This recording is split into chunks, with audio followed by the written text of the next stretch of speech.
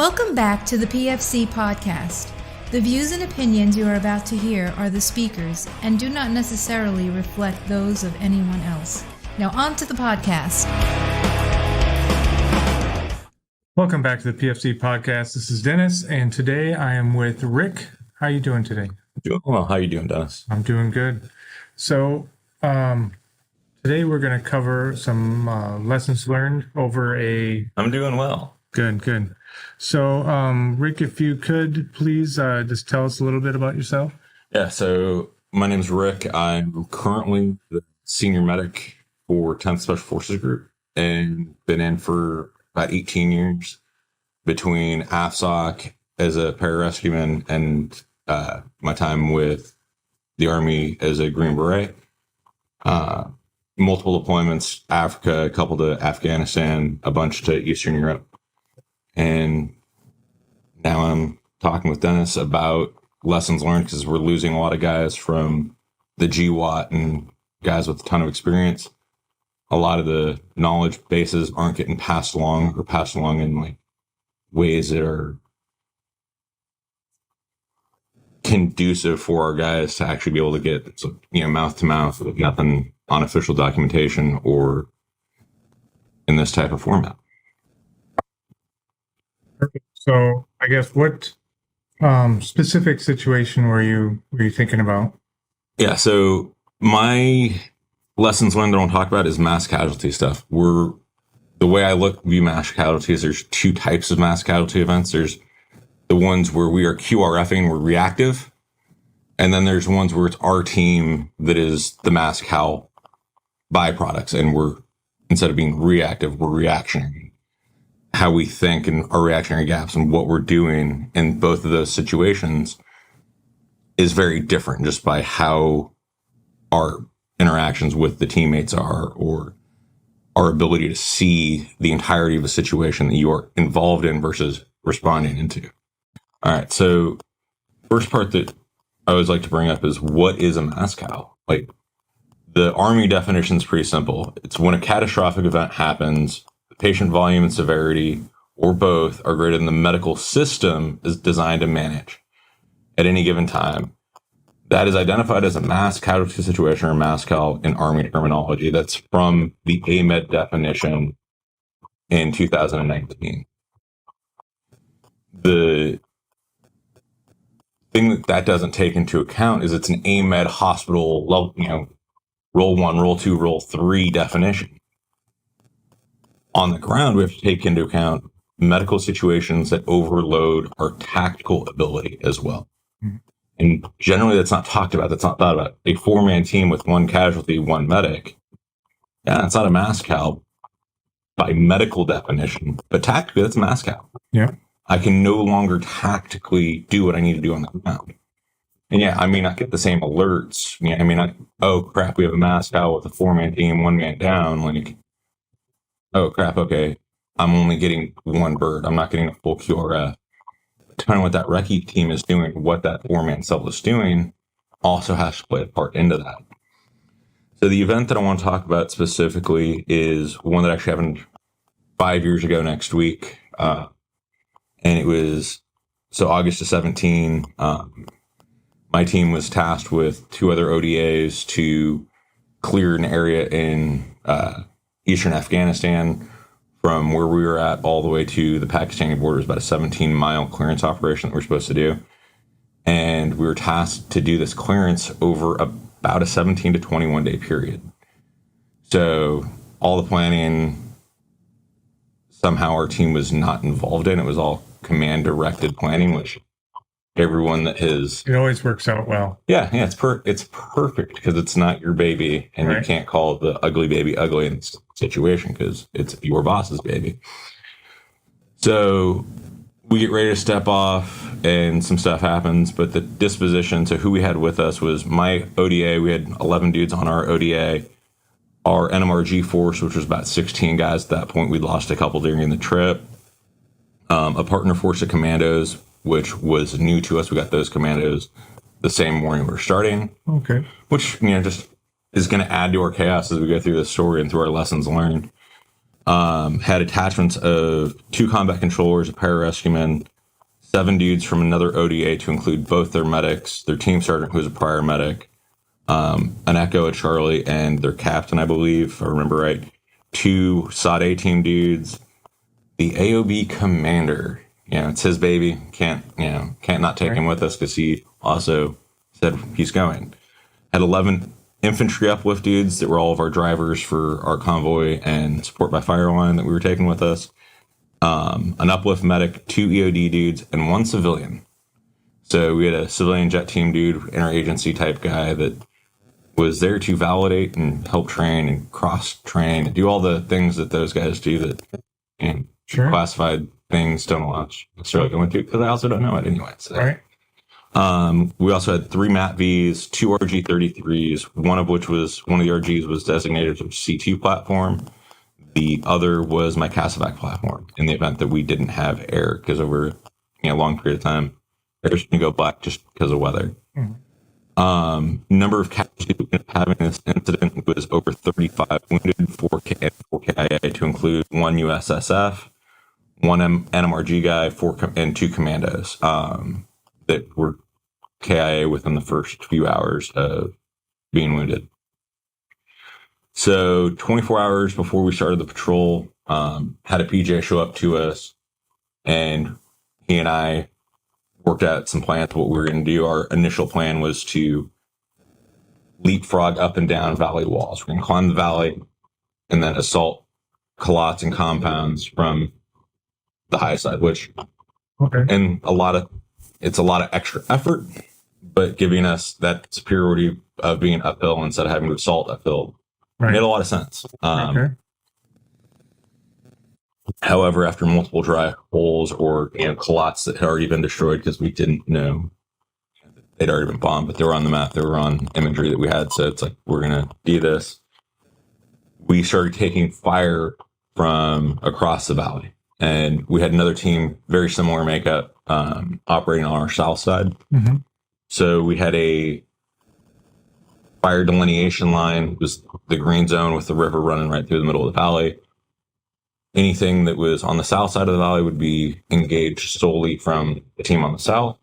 Anything from the north would be engaged on the north. I mean, kind of made sense in theory. Yeah. Until you realize in practice where we're getting shot from is going to only be from the south, and the team on the south is only going to get shot from the north just by angles, and then we can't see where they're getting shot from to drop on them. So it became or vice versa. They couldn't see where we were trying to get effects on targets. So it became very tenuous, very slow moving situation.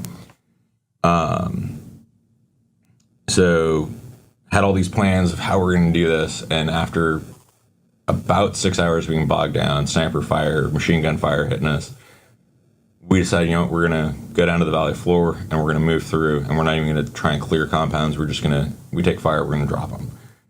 And that was kind of a good idea in my opinion. Not my decision, but I definitely liked it. About 4 o'clock in the afternoon, actually about 3 o'clock in the afternoon, as we made this decision, PJ had his rope ruck. He and I discussed dropping his rope ruck because it's super heavy. Because we're no longer going to go up and down. We're just going to push straight into the valley. And he pulled all of his medical equipment that he could, put it into pockets, into a fanny pack, dump pouch. So he's running all of his medicine out of his pockets. It's actually worked really well for him in this day. But just some things to we always think, we have to have an M9. We have to have a fanny pack. And you can put a crap ton of Class 8 in your pockets and do a lot of good stuff out of it. Especially when every dude's got a IPAC that you've checked. Right. So some of those just additional, hey, let's think about how we're carrying something, why we're carrying a certain way. If I have to run up a mountain, I'm following dudes up the mountain, I probably don't need rappelling equipment. Right. Now, dude falls into a crevasse or into a hole, into a well out of Afghanistan. Screwed. I'm screwed, but I've got my truck 200, 300 meters away.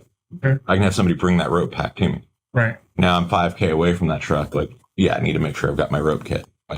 It kind of goes, good thought process. So as we were moving in, or as we were getting ready to start, we ended up getting delayed by multiple hours even before we even started. So the team leader for the other ODA for the Southside team was relieved of his position a couple hours before they started. And so like my team was never notified until after the team was already multiple kilometers into their clearance operation. So we can't just, hey, like, no, come back here, guys. We need to retalk this plan. It was, all right, well, Leroy Jenkins, let's go, because they're already out there. We can't leave these dudes flapping because things change. They're obviously comfortable with their team configuration. All right, let's go. That doesn't mean we were comfortable with their team configuration. We don't always have to be comfortable with our partner force or other guys' configuration. So as we get out, we're going through the valley, take my first casualty, some spalling off some sniper rounds and some dudes catching debris from an RPG. Fairly early, nothing that I needed medevac for. A couple, not even really pressure dressings, basically Band-Aids on these guys, and we're able to continue moving on. And so, as I was saying, about 3 o'clock, ditch the rope ruck, and we decided we're staying on the valley floor at this point. As we continue to move forward, we're continuing taking sporadic sniper fire. It's accurate, and so we're still moving slow, but we're actually moving now. And about 4:30-ish in the afternoon, so 16:30 for us military folks, got to our compound that we were going to take for our limited advance, our LOA for the day.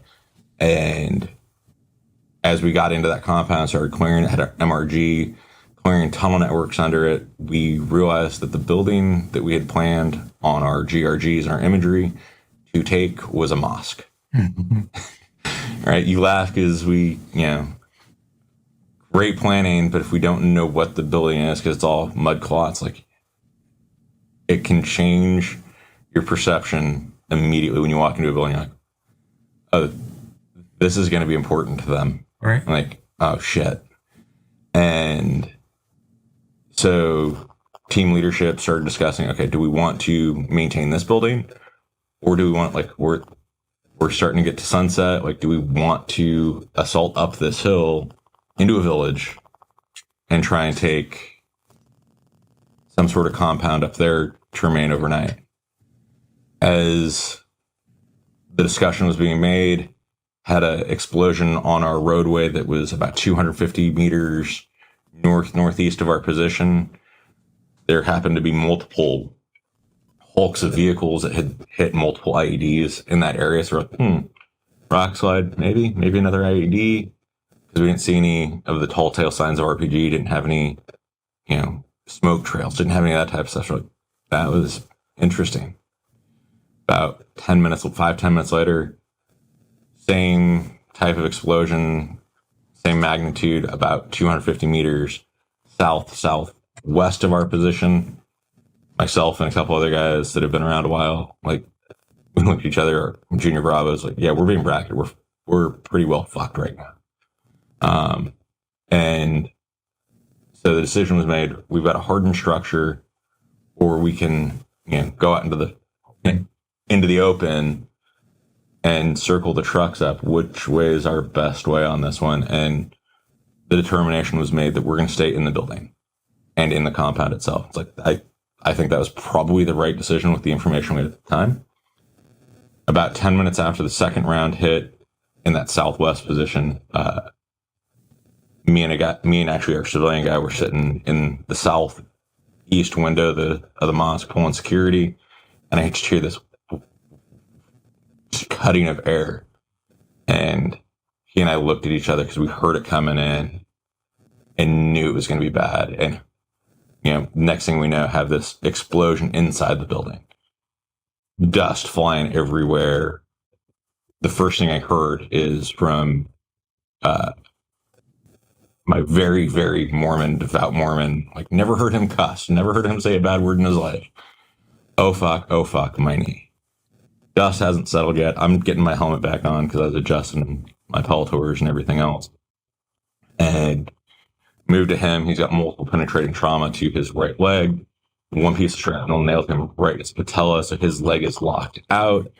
He's got 2 additional through and through shrapnel wounds to his lateral right gastroc, his outer calf. No major signs of bleeding, so I don't throw a tourniquet on him or anything. His junior standing there, kind of like, oh shit, this just got real. Throw a fentanyl eye pop in his mouth. Not even thinking, like, I'm the guy that the 800 microgram pops are, a great little way to take the edge off. So on long ops, especially when we're split teaming, I break the rules and I give my guys the fentanyl pops to go into their eye back. Mm-hmm. So I'm pulling one out, not thinking that, oh, he's already got one. I hand him one. Give him the instructions. Don't chew on this. He looks at me as he bites it in half and pulls out his second one. I was like, oh no. Like, yeah, got to remember where I've got my stuff cross-loaded, because I may need that later on. Right. So give directions. We're over the radio landslide calls, so we're bailing out of the building as quickly as we can, getting all the casualties out. So tell his junior, hey man, take him to the trucks. We're going to try and set our CCP up down there. And as we do so, I start moving forward. Immediately see one of our Afghans is bent like an exorcist. He has his feet over his head backwards. And I see him trying to take one agonal breath. I'm like, okay, cool. That's my first expectant. I'm not even going to try and deal with that right now. I need to see what else is going on. Move to the front door, and my junior Delta and the team sergeant from our other team are putting tourniquets on somebody. I'm like, cool. I step around both of them and see it is my junior Charlie. Multiple penetrating traumas. Arterial bleed from, if I remember right, it was his left femoral that was taken out. Tourniquets on both legs. I move up to his head and just moon dust everywhere. His beard, mouth, nose are just caked, and he's trying to gasp for air. Immediately crank him. No pulse ox, nothing. It was just, he needs an airway. And I don't have time to try and sweep stuff out of his mouth. So I cranked him, got the airway on. Some of those training scars like we've got from Trauma 2, we've got from guys who've gone through civilian paramedic schools. Oh, we got to try and intubate. Man, I don't have time for that. I don't have the drugs. I don't have any of those things. So that's my first lessons learned. Is like, one, crikes are your king in combat. Yeah. Outside the team house, I'm not carrying supraglottic airways. I'm carrying crikes. Go another airway, grab another crike kit. Maybe grab a long crike. Maybe grab an ET tube that you haven't cut down if you really want to get wazoo. But I don't have the cube and weight space for an intubation kit. So starting to get around some of our training scars is one of the things I realized. But what I realized as I was walking to the door and I'm getting through and I'm starting to treat my junior Charlie was like, this scenario felt just like a training scenario. Multiple training scenarios as PJ for MASCALs and helicopter crashes. It felt identical to training scenarios that I've been in. So make sure you make your training scenarios as realistic as you can. Mm-hmm. A lot of our training scenarios that guys are getting into, because we're getting either lazy, complacent, or our guys with the real world experience are leaving, or a combination thereof, they're getting less realistic. They're getting timelines. They're getting, we're training to time and not to standard. That's right. What I'm trying to say. Yeah. And so make sure you make it real. Make sure you have the standard and have set goals for those trainings so that when it happens to you, you're like, man, I've already done this. So at this point, I already know I've got 3 casualties. I step past, get the crike on my guy, step past him, and I've got 2 more NMRG guys already in this courtyard, waist-high wall around maybe a classroom, or a courtyard the size of like a high school classroom upstairs here at Softness C. So not a very large space. We're setting up defensive positions there because we don't know entirely why the building blew up. But as we're moving out, take contact from 270 degrees. So our north north, west, and south were now getting engaged from as close as 50 meters away. And it's like, oh, shit. But, we've got that other team that's in an overwatch position. They're about 600 or 800 meters away, but they're elevated. So they're able to start just hammering targets for us. Got miniguns going off overhead, 240s and M2. Like, every weapon they had was coming into our green zone, which is exactly what we need to do. We had our building and our vehicles as cover. So their weapons are now able to engage anything that wasn't us. And it was probably what saved our ass. That and some Viper lines dropping big bombs. Yeah. Right. But, never mind the Air Force guys at this point. Yeah, of course. So with the contact we immediately started receiving, it was determined we're going to make our CCP there in the courtyard because we don't have the ability to move across our open terrain to get to a different CCP that would be potentially better over by the trucks. We can make it all organized and all the things that we like to try and do training. But it's not training, it's real. So I've got dudes, before contact broke out, they knew the building blew up, so they're bringing aid bags and litters off the trucks. And this CCP just becomes a melee of man, equipment, and oh man, it was crazy. It was the craziest CCP I've ever seen. But what was also nice about it was because it was small, I was able to quickly move from patient to patient to patient and develop my load plans. What I didn't do is write them down. I never marked patients of your number 1, your number 2. It was all in my head, which as the scenario drove on, I'm like, cool, I've got 6, 7 patients. I've got a massive TBI at this point, not really recognizing that in myself. So I'm counting patients at one point to my captain. I'm like, we've got 1 here, 2 here, cool. And I already sent 2 dudes down to the truck, so we got 5, 7, cool. And I've got a couple of guys had helmet cams. We've got 1, 2, 3, 4, 5, 7. It's not that I forgot how to count, but later on, like in some of those videos and audio clips, it's, hey man, where's this guy at? And it's dudes that have already sent to our PZ posture CCP or to the trucks. And I'm like, I don't know where my guys are. So losing accountability and trying to now, hey man, like I need you to go find this guy. Yeah, that's really cool in a firefight, right? Like, hey, we're going to do a search party because I don't remember where I put a guy. And that, had I written it down, I've got my cheat cards in my admin pouch or on my quarterback sleeve for a reason, didn't use any of them.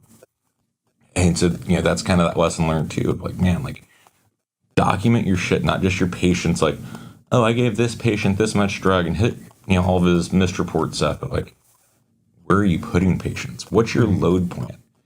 Guys think that their 18 Charlies or their team sergeants or team leaders should be making that. And the reality is they don't know medicine, so they don't know who's important medically to get off the ground. They don't know if my aircraft can take 2 urgents and 2 priorities or 2 priorities and 2 routines, where the configuration is, what setup of guys I need to get out and when. And if I'm not writing it down, when I start sending guys out, I'm going to lose complete control of my CCP. Mm-hmm. Well, I'm not the team leader. I'm not the team sergeant. I own everything that goes on in that CCP. It's the senior Delta on the ground. So if you're the senior medic, you've got to own it. You can't just go, oh, cool, team sergeant's going to develop the plan because first bird out, team sergeant went. He was one of my casualties. My Fox was one of my casualties. My Alpha was massive T-bot. He ended up getting medic retired. My senior Bravo's a casualty. My senior Charlie's a casualty. So now I'm the last senior standing by the end of all of our medevacs that we did. And it's like, oh, crap. I don't know where I sent dudes. I don't know what birds they got on. I don't know what lifts they got on. This snowballs not just while we're in that combat zone because, we just took a devastating hit. We're retrograding. We're retreating. We're pulling back. Whatever you want to call it. We're done for the day. Mm-hmm. We're going to go back. We're going to lick our wounds and figure it out. And knowing where I sent dudes, okay, dude, on medevac bird 1, this guy went. Cool. Well, medevac bird 1 flew to Jaff, but medevac 2 had to fly to Bath because well, we sent so many guys to JAF already, they can't take any more patients. So now when I get back to an area I can do logistics and figure stuff out, I can think about that stuff. Yeah, ideally, somebody at the TOC or JOC or wherever else has that information for you. It's also nice to know where you put your own guys. Yeah. So get my crike on my first American, move over to the first Afghan I'm assessing and actually doing a full assessment on. And I look up my intel guy, my Fox, is sitting there, and he's dish-eyed, pupils are dilated. He's just not in a good state of mind. And look down at the guy as I'm at his chest and head, and his left pant leg was just soaked with blood. So the immediately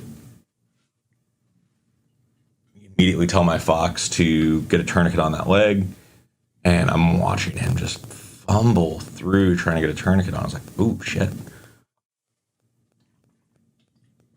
So that was my first indicator that he's got something more going on. He's not bleeding anywhere. Excuse me.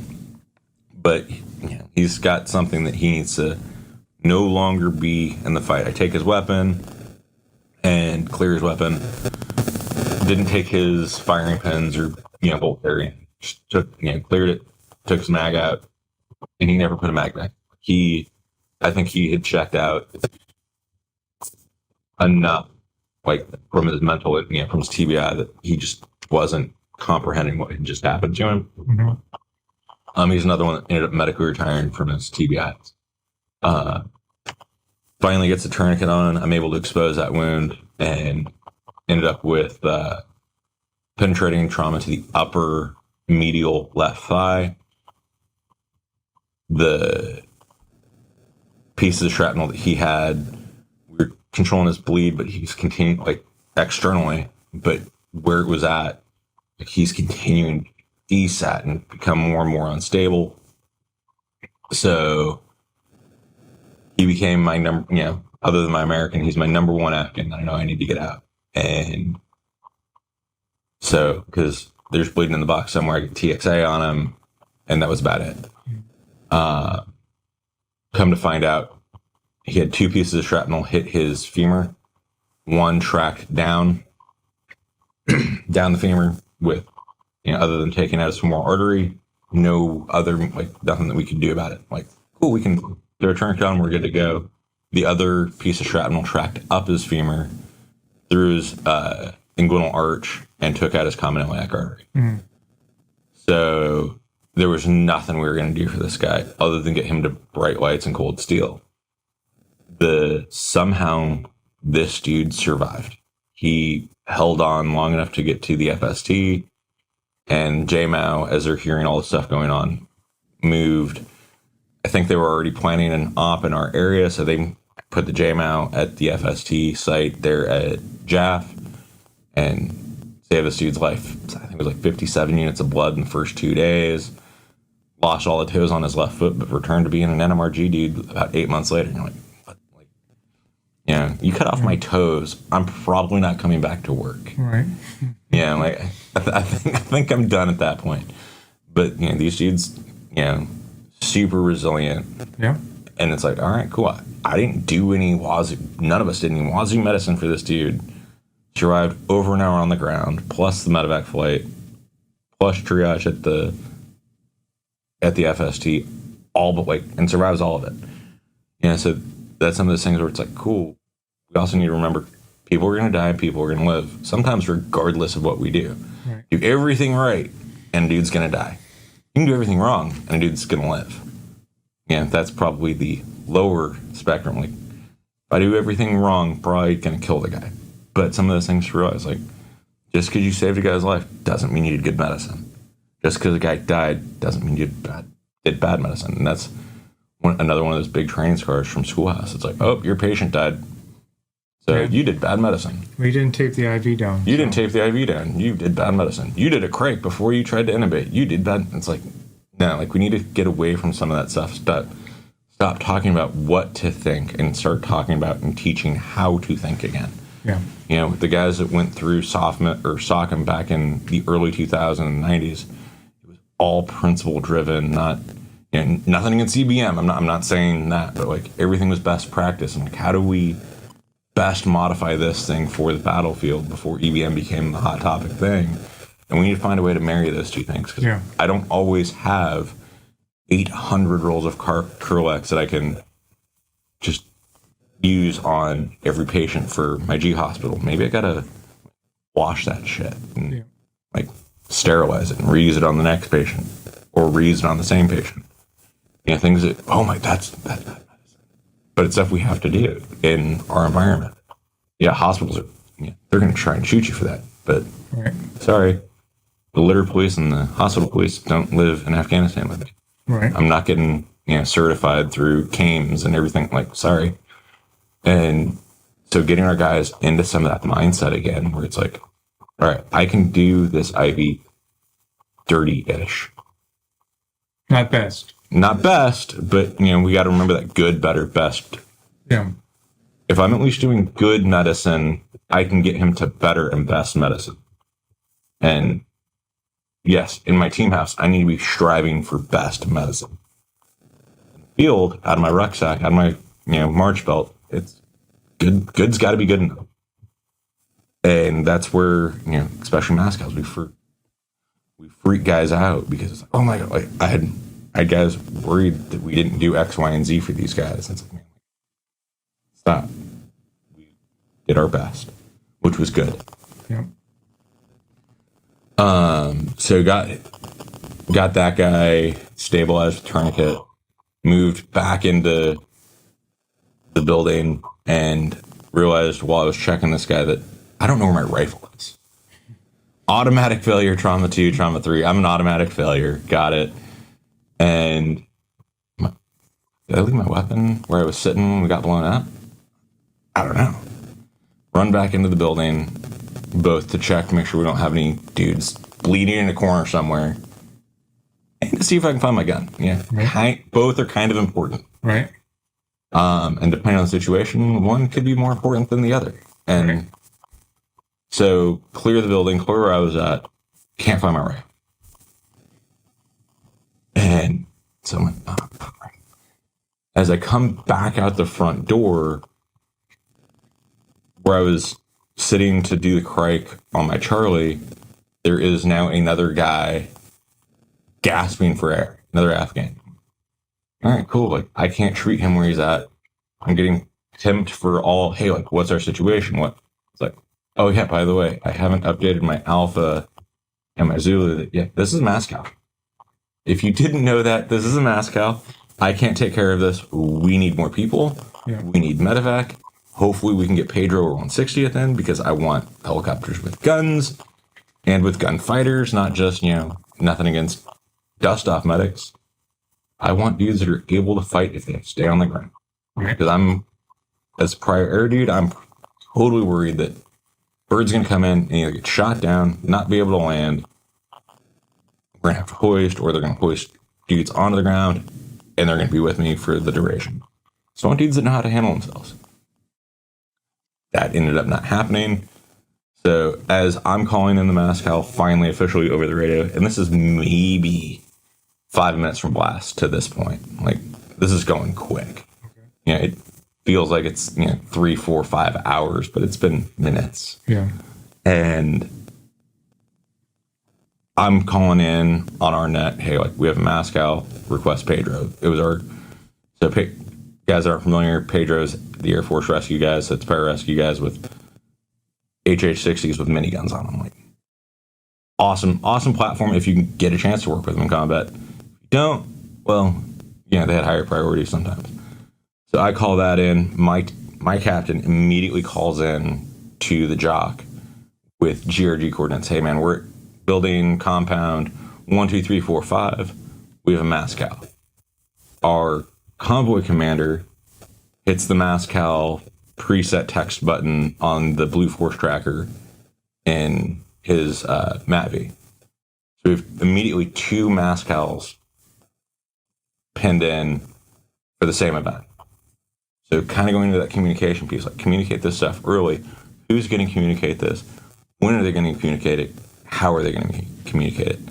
those two, the GRG and our MGRS coordinates off the Blue Force tracker, pinned us pretty well equally within a couple hundred meters of each other, because that's the accurate distance between us. However, somehow, some way, another MASCAL was called in from our position by some unnamed, senior person that I won't name, using lat long coordinates. Right? Nowhere on the ground do we use lat long in the military. Yeah, got it. Aviation uses lat long. We don't. Pirates use lat long. Yeah, right. Like, I'm not fucking Jack Sparrow. Neither was the guy that did this. It's like, we shouldn't be using that long, especially in the wrong data. Okay. So everything should have been on WIGS 83. He was on WIGS 87. I don't know what it should have been and what he was on, but he was on the wrong map set. So he calls in his MASCAL through his radio system using lat long. It sets roughly 3K away. Right? So now air assets from the 160th and from Air Force Rescue are stood down. We don't know. Which is the real one? Is this real? Is this training? What's actually going on? And so they stood down. And we had Air Force assets in the air. We had Viper lines. We had a Hades lines. We had AC-130s. We had F-16s. And Apaches all checking in. And they were able to, this is going on here. But because of the added confusion of, is there another MASCAL going on? Which one do we need to send these limited assets to? Made getting launch authority for those guys super tenuous, because for Air Force Rescue, it takes an 05 approval, generally speaking, to get launched if it's not an F-16 bailout. To get 160th, you have to get task force approval, which is an 06 for an emergency launch like that. And they're probably a 2-hour flight away anyway, going over the mountains. So Bourbon Dustoff, a National Guard Reserve medevac squadron, like, cool, we're at JAF. We know these guys. We were there for the planning conferences. It's been their second and third alert birds. And they just go. They sua sponte, and they launch, self-launch, because for this is where we talk crap about. I'm talking crap. I didn't want standard dust off because I wanted the guns, but I really want to get my guys out. Right. And what's really cool with dust off is they only take a company commander who is an aviator in the company launch authority. So an 03 can launch those guys. Like, that's good to know. So and that goes into knowing what your launch authorities for your medevac assets are. Cool. I want to use X, Y, and Z. Well, what words, what phrases do you have to throw into your 9 line? Don't just throw them in there because it's the hot phrase. Like, if it's legitimate, like, cool, I've got a MASCAL. Well, call it up as such, and you make it this guy instead of this guy. But I want to get rid of this guy. He's an urgent patient, even though he's be real with it. But and not everybody's urgent. Not everybody's a priority. Not everything's a MASCAL. So having those realization points where it's like, okay, if I call these guys are coming. If I call these guys, here's the key words I have to get them to come, and here's what may cause other delays for them. Like, oh, it's got to be an 05 authority, or it's got to be an 06 authority, or it's got to be a strategic level authority because we have one of that asset in an AOR. Oh, and they may be on other operations in RC South instead of RC East. So you're like, oh, shit. So understanding that, pre-coordinating with those units. If you're wanting to use a unit that's not organic to you, pre-coordinate that. And that's what we'd been pre-coordinating with the Bourbon Dustoff guys for the entire trip. So they knew who we were. They knew our voices on the radio. So they felt a sense of urgency and alarm. So they launched. And it ended up getting our first medevac on site like an hour and 15 from point of time of injury to first bird on ground, and that's remarkably fast. Landed under fire, mortars going off, rockets hitting around them. Like, these dudes did not give a shit. And it was awesome. Saved half the dudes that we medevac. Like, they would not have made it had it not been for those guys.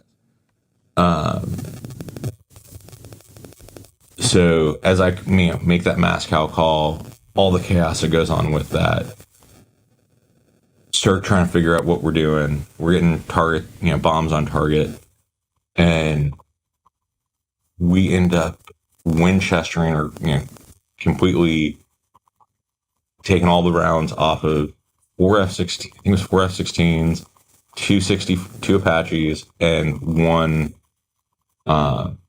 AC-130s. It's like our controllers were doing work. During all of this, I'm still trying to develop my med plan.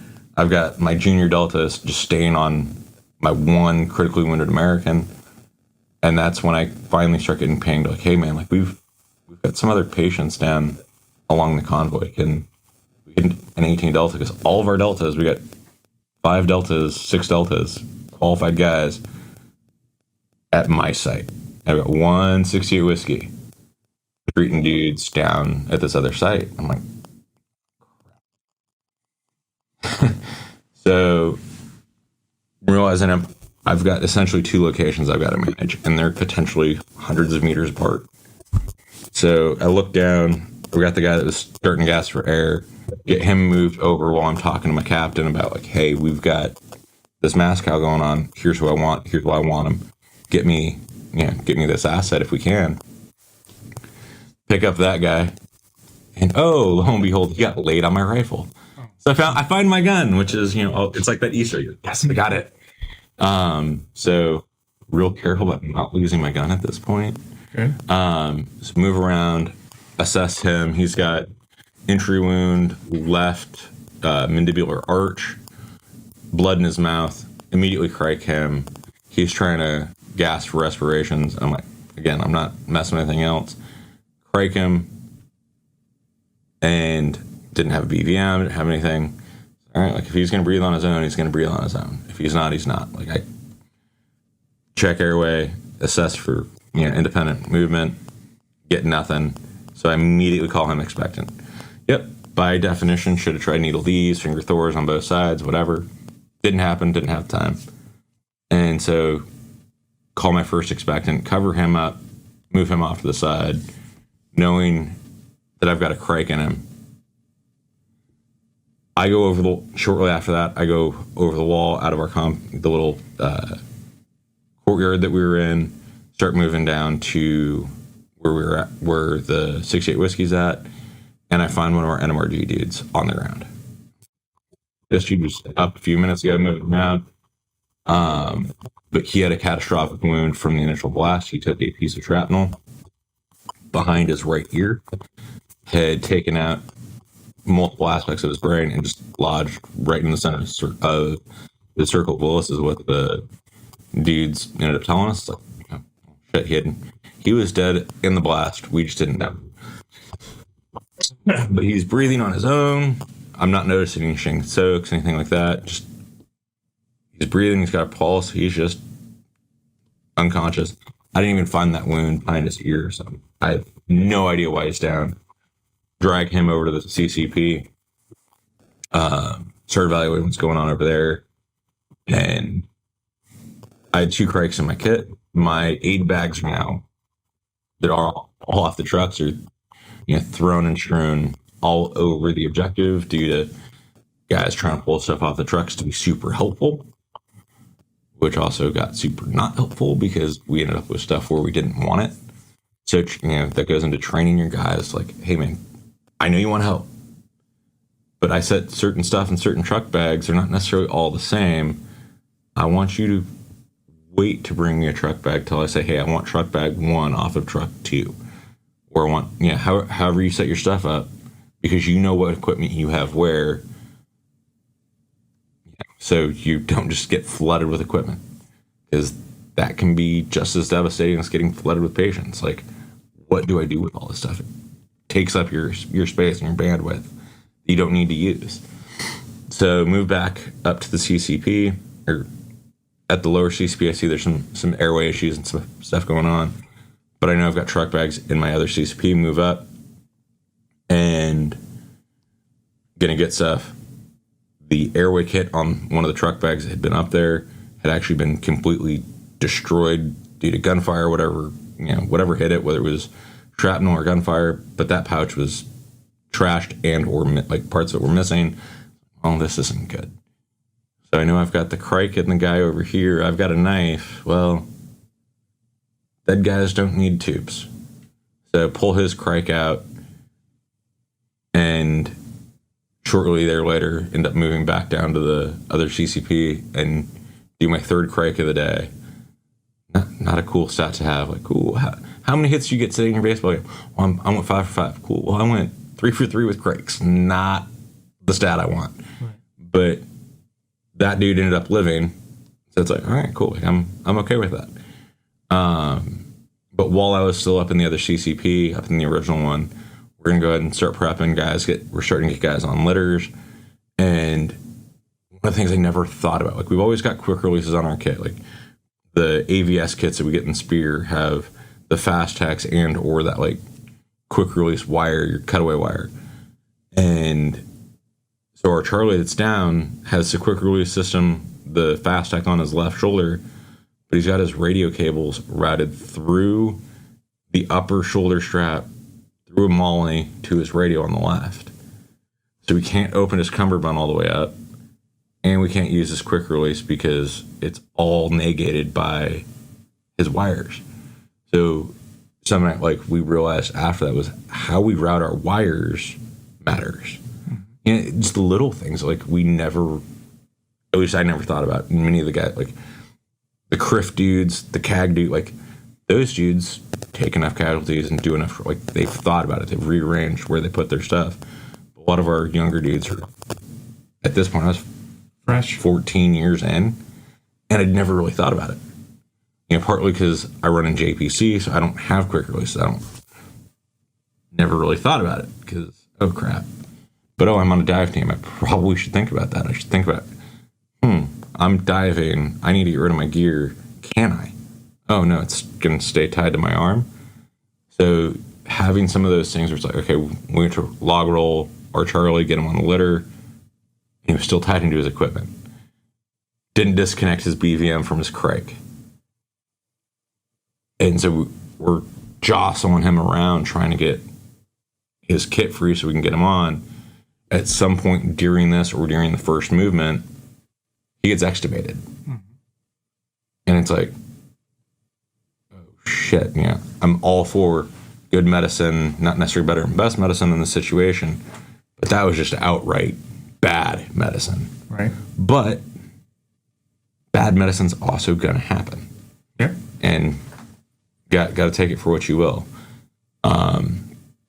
So get him on the litter, move him to PZ posture, re-criked, reintubated at that point through his crike, and start moving everybody down. And sorry, my time, I'm bouncing around timeline on this one, but as we move everybody down, we get out of that open courtyard.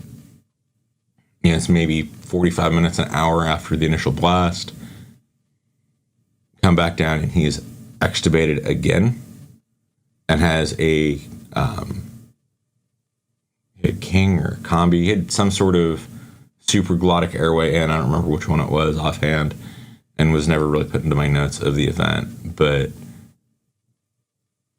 that's an immediate to me, like, okay, he's not going to make it. He's done. Studies have shown, less than 1% chance of survival if you can intubate somebody or do any supraglottic airways. And a lot of realizers I know that. So it's like, I'm like, damn it. Still had a weak carotid pulse, no radials. So I move around, starting to develop final load plans, come back around a few minutes later, and my PJ and my junior Delta are doing CPR. Throw the Emma on. We're 10 and 0. All right, cool. CPR is effective-ish. As effective as it's going to be in trauma patient. Pulse ox is reading 0, so I know it's pretty well done at that point. And give those guys, like, hey man, how long you guys been doing? I don't know, a couple cycles at this point. And told them, hey, you got 5 cycles. I start my stopwatch and I walk away. And that's one of the I think that's one of the key things that, especially in MASCAL, as a senior medic, you need to be able to walk away from treatments that are going on that you want to be involved in. This is one of my best friends. I've known this dude for years at this point, and I'm walking away from his treatment. And the reason I did, and the reason I think it's so important to be able to have that disconnectability, is it allowed me to come back in a few minutes and not be emotionally tied to the treatment that's going on. Cool, we have nothing back. We don't have ROSC in 5 minutes. Hey man, like, we're still getting shot at. We still have a dozen plus patients on the ground. I need to take these 2 medics off of my guy that is on KIA and move on. And had I been involved in the CPR, like, I've caught shit from dudes, oh, you weren't involved. No, I wasn't. But it allowed me to manage the situation. Mm-hmm. And that's huge. And that took me a couple of years to get wrapped around, like, that was the right thing. Now I can actually put it to words of why that's the right thing. Right. But, and now I'm teaching my guys, like, hey man, like, if you're the senior on the ground, it's not what I was always taught as PJ. If you're the senior PJ on the ground and your hands are getting medically dirty, you're wrong. You're doing too much. Mm-hmm. Because you need to manage the scene, not the patient. And it's like, man, like, I'm fine. Like, it's like those things your mom and dad told you. You'll understand when you're a parent. You'll understand when you're an adult. Man, like, I never understood that until that day. And I was like, oh, crap. This dude was right. Didn't like this guy. Don't want to admit this guy was right, but that guy was right. Now I've been there. Now I get it. Now I understand. And having that ability to disconnect is huge. So call him expectant and move from there back to my captain. Update him, hey man, we've got an American that is expectant, and notice his pupils are both just, he's fully dilated, he's pinging it, and oh crap. He's a bad TBI and he needs to go. But he's a 250-pound All-American running back from UCLA, and I don't want to get in a fist fight with this dude in combat. We've already got enough chaos going on. So tell him, Charlie 2 is expectant at this time. Move from him. I move over to our AOB commander. Tell him, hey man, like, I need you. You are the only one here that has the authority to tell him he's getting on a helicopter. I can advise him he's getting medevaced. I already tried. Hey, I need you medevac. Told me to fuck off. It's like, cool. I'm going to leave that at that, and I'm going to go talk to a different adult who promptly did nothing. It's like, crap. So me and one of the other medics were discussing, like, what can we do to get him medevaced right now? The only thing we could come up with was also probably the worst thing we could have done for him. Shoot him? Okay. The second worst thing we could have come up with was to hit him with 200 ketamine or a large dose of ketamine and let him just pass out. Yeah. We decided not to do that. We're gonna, he's gonna go out with the rest of the ground force and leave. But as his TBI, as we start moving out, his mental abilities and his level of consciousness just start going down. He's stumbling. When he looks like he's taking a whole fifth of vodka at this point, like he's nearly walking off cliffs. JTAC, I think he said he turned off his radio or disconnected his radio so he couldn't talk.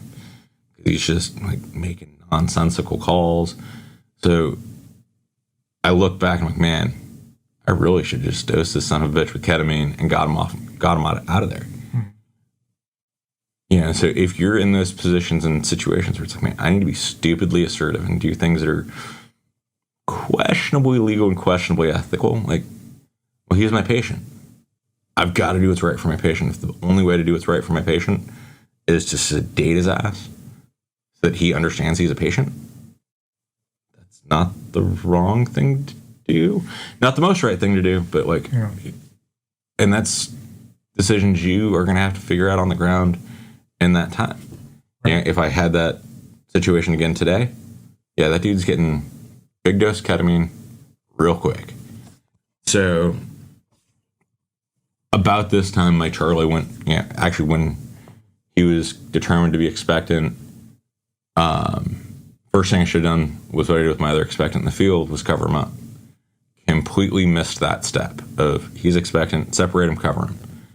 And so as I move back to talk to the AOB commander, I get back and my Fox with his TBI, my captain are now doing CPR on him again. It's like, oh no, this is day one level fuck up.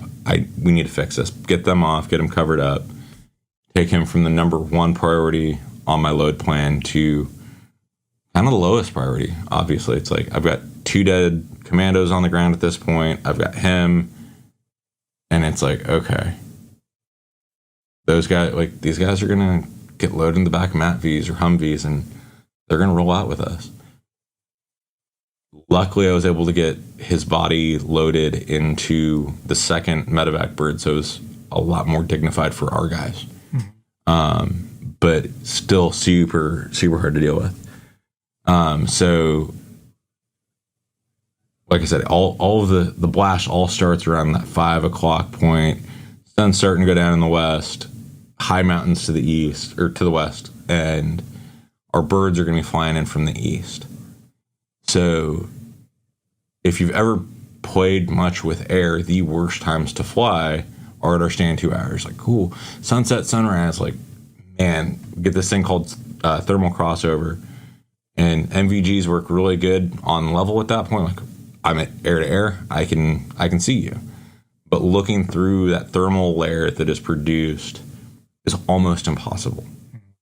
So these dust-off guys, as they're starting to come in, are now blind to us on the ground. And it became a question of how do we mark ourselves so that they can find us. Anything IR is not non-visible on the ground at this point. So our combat controller ended up taking a red headlamp, 2 red headlamps, walked out into the middle of the field while getting shot at, and used red headlamps as buzzsaws, highlighting his position to every dude for 5 miles around. And just getting creative with how you're going to mark in these weird times of day. Oh, we're out of smoke. We're out of all of the things we would want to use. How do we do it? How many patients can I now, that first bird comes in, I've got 4 urgent, high priority patients, put them all on one bird because I want them out as fast as I can. And, you know, I've got second bird coming in 5 minutes behind, so I'm not worried about, and it's only a 15-minute flight to the hospital, Jeff. So these guys are going to be stable or they're not going to be.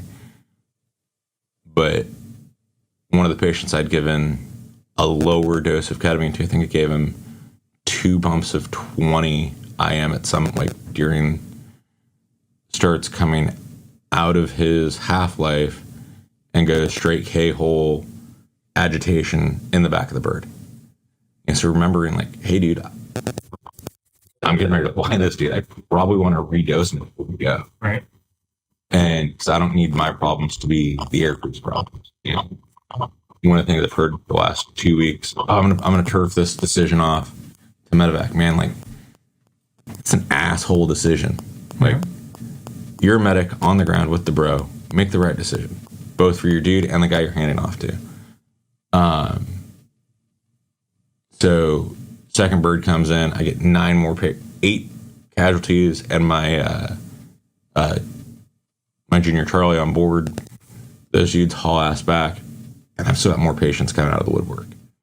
So it's like, okay, we've got more dudes than seats, but how long is it? Ask the dudes from dust off how long to get another bird out. Like, it's gonna be another hour just by spend times. There and back is gonna be half hour plus offload plus refuel.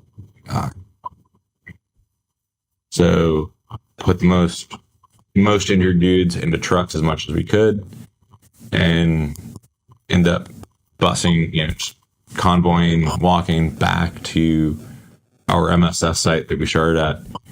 And the ODA that we left in charge of that MSS site had some dudes augmenting them from the 82nd to include an ER doc from WOMAC and a bunch of dudes, and they set up it was picture perfect MASH setup. Like, I felt like I walked into the Black Hawk Down tent hospital where General Garrison trying to clean up blood in the movie. Like, it looked like got T-Rex lights up, and the MASCAL didn't end just because we got off the X. Mm-hmm. So it's that's the other thing. Like, cool, we got these 14 guys off target, 13 guys off target.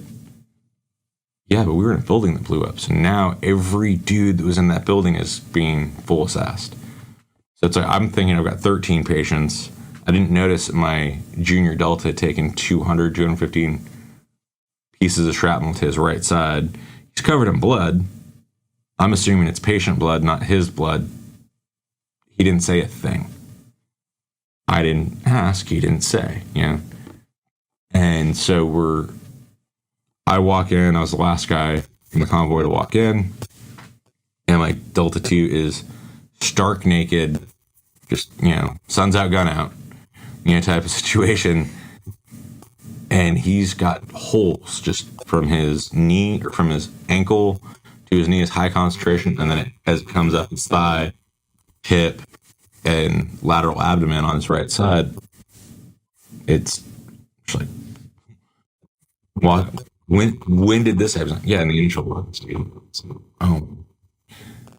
I missed probably one of my most injured patients. Never even thought about him being a patient. And so that's gonna happen. But just because you get off the X doesn't mean that MASCAL's over. Right. Cool. We have a helicopter crash. We picked everybody up. We flew back. Cool. It's over ish. Right. But this is combat. We've still got to figure out, okay, who do we have on the ground? Who do we have with us? Now, my captain that he was showing significant signs of TBI earlier has now become combative. He's irate. Have the company sergeant major at this MSS site. He walks up to talk to the captain. He says something the captain didn't like, and he knocked him out. Which is why I didn't, I knew better. Right. And so it's now I've got another patient being at, I'm just oh my God, this is so getting those sedation drugs on for that guy, all the stress he's going through, he gets medevac. He becomes my first patient on some MH60s, or actually, so MH47s coming from JAF. Now the JMAL birds are coming to get us at this MSS site. It's secure. Got a good enough HLZ that they can put 347s in. And they can bring more teams in to do whatever assessments they want to do. And so myself, my junior Delta, my captain, and a couple other dudes end up medevacing on that bird. And I'm still not even, I've still not been assessed. I got blown up 2 weeks prior, significant PBI, where I was medevac. Probably shouldn't even been on the ground that day from what we know now about TBIs. But I was. It's okay, cool. This gotta make do with what you got. So get back to so off the X, Fox Zulu, Senior Charlie, Senior Bravo, all medevac. Charlie 2 is KIA. So we had 3 Charlies. So we had Charlie 3, Delta 2, Bravo 2, and Echo 1 actually functional. Get back and medevac the rest of the team, NMRG dudes, uplift guys, they're all fucked up, back to JAF. And now, in order of hierarchy, I am in charge of the team. It's oh, crap. I was not prepared for this. And first question I'm asked when I got back was, did we get everybody off? And I'm trying to rack my brain. Did we? I don't know. I never, because I never did the paperwork, or not paperwork, never did a written tracker. So I'm yeah, I think so. So we were able to track down where everybody was at. Second question was, hey, who do you want to send to escort your KIA? Do you want to send one of your teammates, or do you want to send a dude from 7th group? And it's like, yeah, that's not a decision in my matrix right now. But decided to send the other senior on the team, the Echo, to escort me. They were roommates. It's like, this dude, I don't want him to be emotionally shot and or like not have the opportunity. So I asked, and he wanted to go. So now I'm down to like 4 dudes on my team. We got to get all of our equipment, all of our bros back to our outstation. And over the next couple days, dudes that were less critical start getting brought back in. And this is where our MASCAL 2 days later is still not over. And it's like, oh, cool, we're off the X. We're back in the relative safety of, Fob Gambari, where it's like, cool, we're good. But being that advocate for your TBI, MASCALs with TBIs, man, like you've got to continue to advocate for those guys. So General Milley was in country doing some stuff, and somewhere some bigger ranked dude than me suggested to Milley that we consolidate our team back together to include my captain, who has a significant TBI. So that's what we did. We consolidated everybody back, and then another general decides he wants a debrief. Captains being, PowerPoint Rangers, he decided he needed to build this massive debrief PowerPoint and be all formal and official, which I think it was a 3-star general. It's probably not inappropriate, but it's also not the right time. Right. So advocating against that, like, man, like, not only are we not building these PowerPoints right now, we're going to deal with this internally before we deal with it externally. So helping your guys get into those grieving processes, like, you lose a teammate, that's devastating. I don't care who you are. I don't care if the guy on the team was someone you liked or didn't like. It's huge. It's not a good day. Yeah. So at the end of that brief, the amount of mental bandwidth, energy he used, he gets out of our vehicle back at our compound and immediately passes out. Hands, knees. I guess he didn't truly pass out. Goes to hands and knees, altered level of consciousness, vomiting everywhere. And it's like his, going off of our bomb score. We're like, oh, cool. Are we going to put this guy back in or not? He's shattered everything. Like, there's no scale that I can have him do anything. And end up medevacing him back to Launch Duel, Walter Reed. And then about 18 months later, he medically retired solely due to that event. And some of that goes into like his treatment across the board. From me, from the Ranger medic that saw him in the back of the 47, there were so many little silly things that we either did or didn't do. Like, maybe I should have sedated him, got him off the X. Ranger medic, he's got altered-ish LOC, but he's conscious, he's tracking, he's able to follow commands. Oh, he's now got a fuckload of ketamine and Versed and stuff to like sedate his ass. Probably not a candidate for your 500cc bolus of 3%. Right. Yet he was rapidly bolus with 500 cc's of 3% because it was the new hotness in the Ranger medic. Yeah, this TBI 3%. It's like, oh no. Don't do that. So it's like all of the things just compound on this one dude's care. And it's devastating. But again, like, sometimes those mistakes are going to happen. You can't eat yourself up over it. Take 5 minutes and move on. But also come back and do lessons learned talks like this. Yeah. So that's kind of how that day and that MASCAL went. So some of the biggest lessons learned I got out of it that I haven't already hit are kind of making sure you write all your stuff down. I can go through the whole patients and, all my patients and stuff, but like MASCAL definition, like understand that like a MASCAL for a battalion is different than a MASCAL for an ODA, is different than your recce team.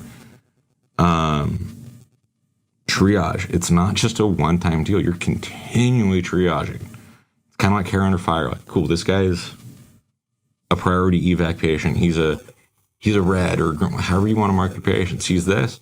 Cool. In a few minutes, he may be not that. And it goes back to that Roy Benavidez, like, he was in a body bag. He's expectant. He's probably more than expectant in everybody's eyes. He's probably already dead, and spits blood in the dude's face. Like, oh, now he's a urgent patient. And you're like, oh, crap. So understanding that there's going to be flexibility in your stuff, and you're going to move from one category to the next.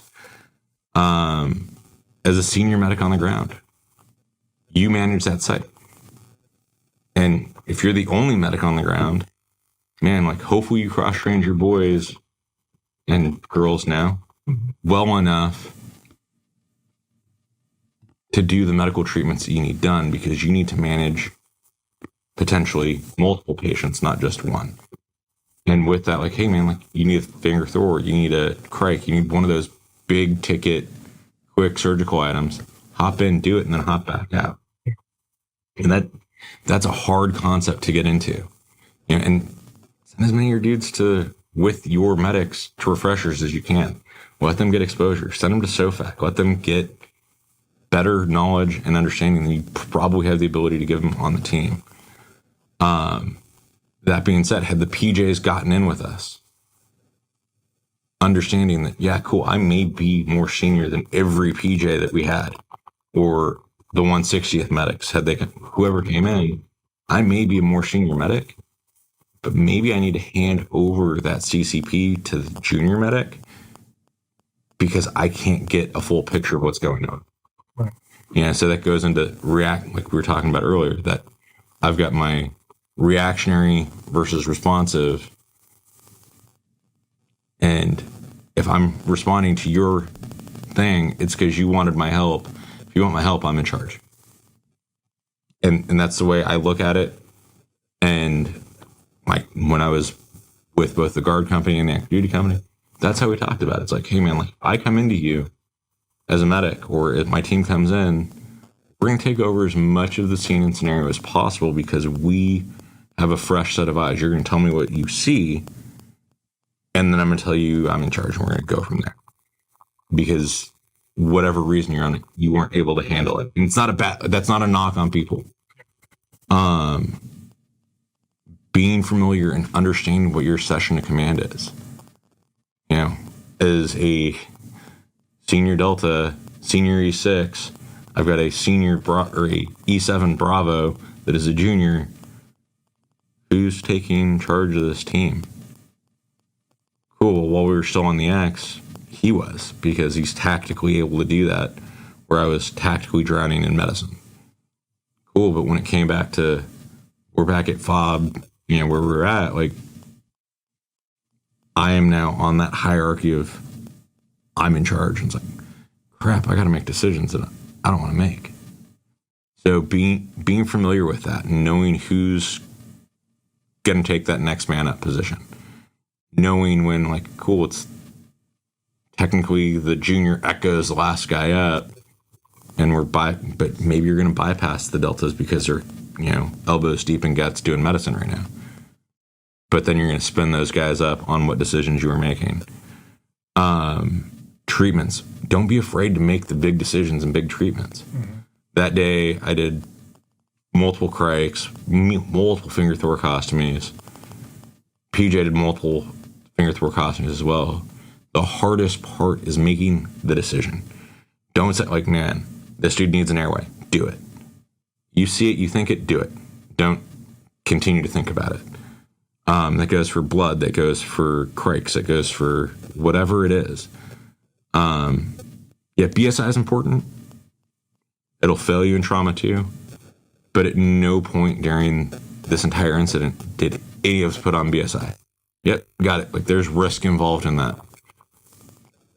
So that goes into, like, knowing who you're working with, who you're working on, what the endemic, pandemic diseases of a region are. Like, we go to Eastern Ukraine right now, and 25% of that population has AIDS, HIV, and hepatitis. I'm gonna be real cautious about not throwing gloves on it. Where in Afghanistan, the dudes we were working with had all been well screened. There's still stuff running around, but I'm less worried about it. Not that I'm not worried about it. KIs and expectants, man. Like with my Charlie 2, I declared him expectant, but didn't move him, didn't isolate him, didn't cover him. And that covering, like, man, it sounds like such a small thing, but psychologically, that is that, final curtain's dropped.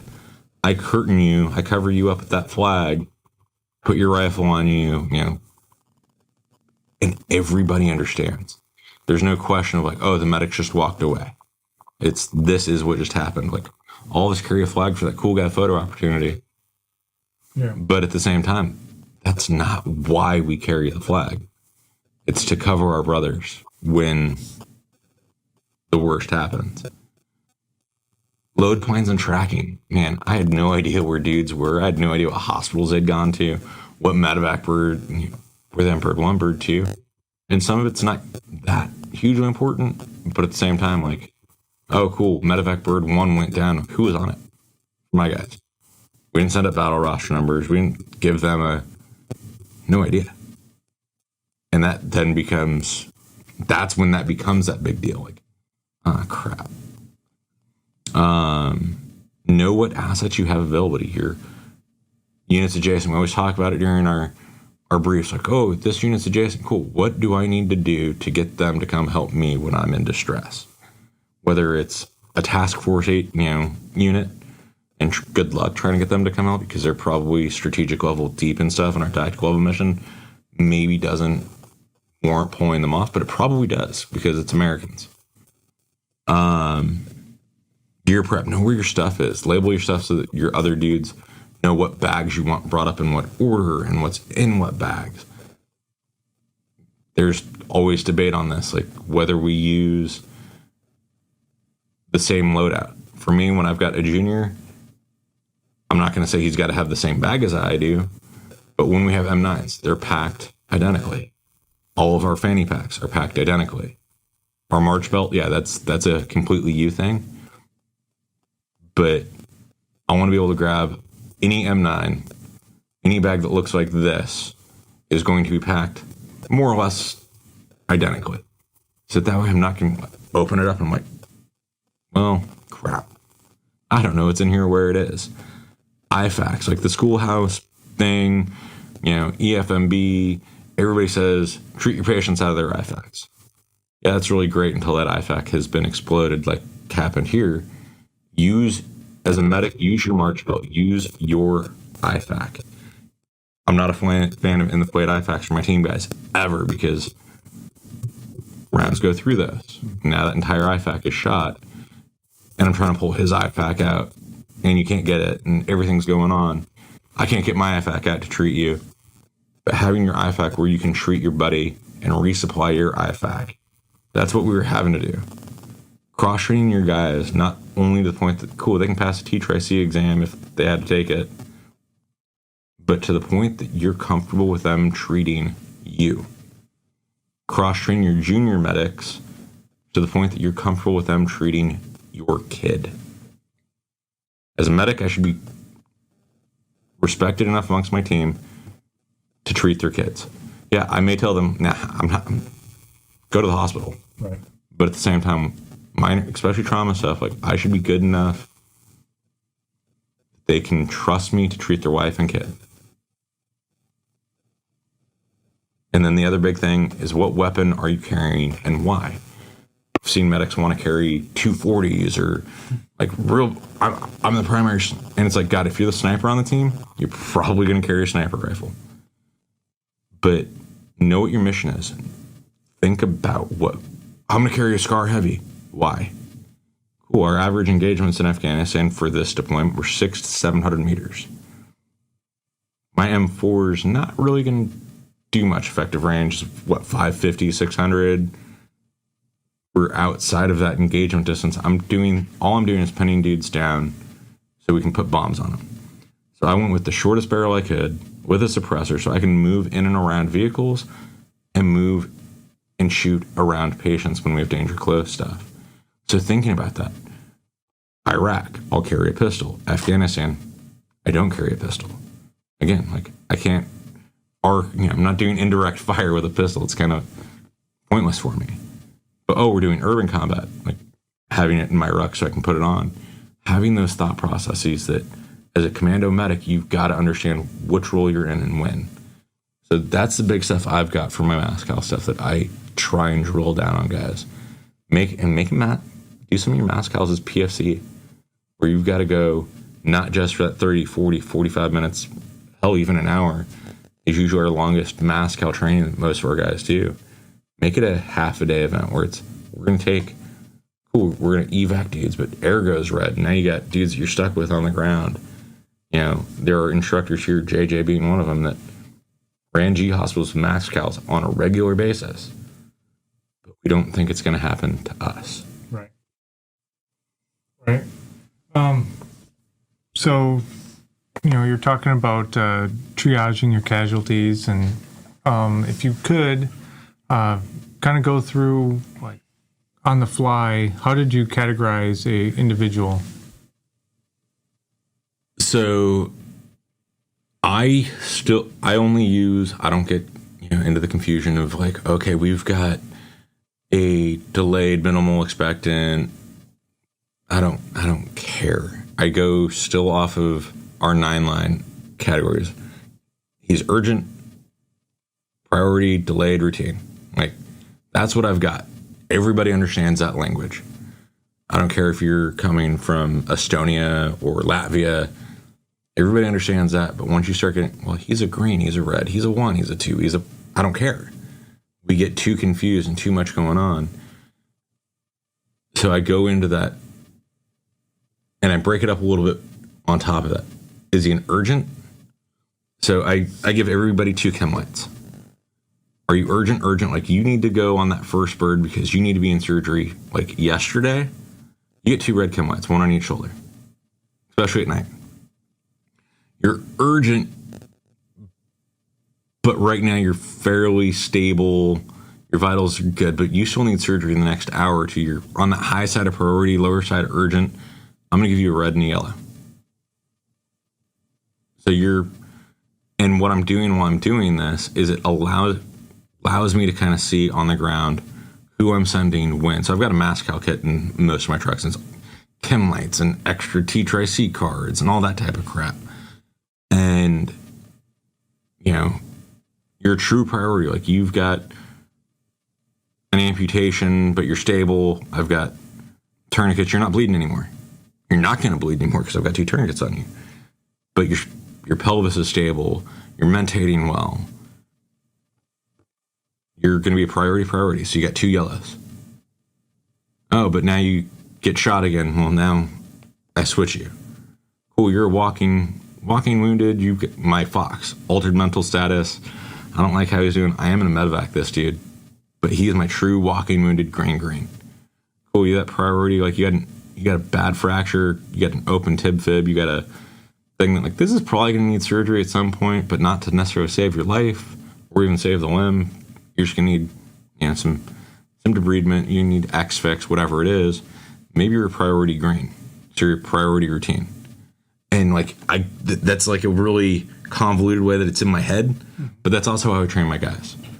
So it's like, hey man, I need to get 4 patients. Like, Bird says they can take 2 urgents and 2, routine priorities. Cool, man, I'm gonna get my first 2 double reds, and I'm gonna get a red, 2 yellow greens out. Cool, like, that's grabbing 2 yellow greens. I may not know who they are initially, but they're gonna come in, got a number on their forehead, and ideally on my tracker, I've got numbers. Cool, bro 1, 2, 3, and 4 are all gone now. And so I'm numbering my dudes, and I'm doing that at the CCP entry control point. So that way, when we have everybody in, I can look across. Yeah, ideally, we've got all of our urgents in one pile, or one line of guys. We've got all of our routines over here. But, like, that, I don't know how many MASCALs you've had. I've never had that happen, other than seeing MASCAL train with, like, fire departments that never works out that way. Yeah. Cool, we got these big green tarps, big blue tarps, like, those dudes have 800 dudes doing a MASCAL. Yeah, it's going to work out fairly well for them. It's going to look really clean and really precise. For us, it's not. So anything I can do to okay, this guy is this guy is this guy is this, and maybe my load plan's falling apart because I thought it was a 60 coming in. Oh shit, we got Casevac with a couple of J's or a couple 160 dudes on a 47. Now I can put a bunch of dudes on there, but what order are they going to go in? Cool, my double reds, because we have an FST, are going to go in first because there's that surgical platform in the front. And dudes that don't need surgery are going to go in last. Oh, but there's not an FST, so now I'm going to put all my greens in first and reds in last, so they are first off. So it's developing, and that's what I mean by developing your load plans. It's not just, cool, these guys are going in this order, but why are they going in that order? What order are they getting on or off the helicopter? So if you had to boil this down to like your top two things to take away from this, which would they be? Top two things. Manage your chaos as well as you can. And how you manage your chaos, take 5 seconds to step back, take a breath. If you need to pull all your medics, all your bros off, do so. Take 5 seconds for the next 5 minutes. Once you have stuff stable, take a minute to cover the next hour. And during that time, you're able to calm down, breathe, check your own pulse. Don't add to that chaos. And you're able to develop a plan. That's the hardest part, is being able to step back and develop that. Second is communication. Don't just talk for the sake of talking. Actually communicate. Closed loop communication. And know who's supposed to communicate and when. Reporting 3 MASCALs for a single event is talking for talking's sake. It doesn't add to anything. In fact, it detracts greatly from what's going on.